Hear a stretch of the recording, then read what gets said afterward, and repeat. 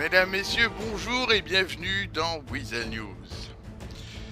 Alors, aujourd'hui au niveau des informations, il semblerait qu'il y ait eu une prise d'otage octroyée sur les policiers. Nous n'avons pas plus d'informations, c'est muet aussi bien au niveau de la population que de la police elle-même. Voici d'ailleurs un témoignage d'un policier que j'ai enregistré lorsque je lui ai posé 4 questions. Bah alors bonjour monsieur l'officier de police, j'ai appris que lundi soir il y a des policiers qui ont été pris en otage. Je n'étais pas en service, donc je peux pas vous en dire plus. Je suis D'accord. vraiment désolé.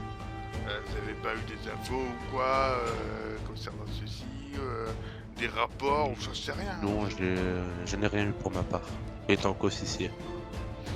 D'accord, très bien. Bah, du coup, vous n'allez pas répondre à beaucoup de questions. Je suis vraiment désolé. Ok. C'est vraiment à mon grade actuel, je peux pas plus vous en dire. D'accord. Enfin, question au gouvernement.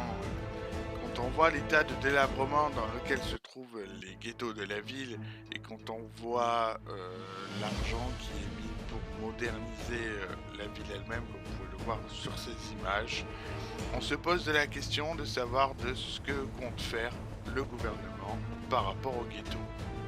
Voilà, la question est posée, nous attendons une réponse rapidement. Bonne nouvelle, très vite sur cette chaîne vous allez pouvoir retrouver la célèbre émission Top Gear qui va vous présenter des véhicules absolument formidables ou pas, c'est selon. Voilà la bonne nouvelle. Sans transition, nous souhaitons toute la rédaction et moi-même remercier tous les médics de la ville qui font un travail absolument formidable pour nous maintenir en vie, hein, malgré les déboires qui peuvent arriver aussi bien au niveau de la route ou autre chose. En tout cas voilà, merci beaucoup, merci beaucoup. Enfin, si vous souhaitez avoir un petit encart publicité sur notre chaîne, n'hésitez pas à contacter la rédaction, nous mettrons tout en œuvre pour vous satisfaire, moyennant finance bien évidemment. C'était Mike Johnson pour Weasel News. À vous les studios.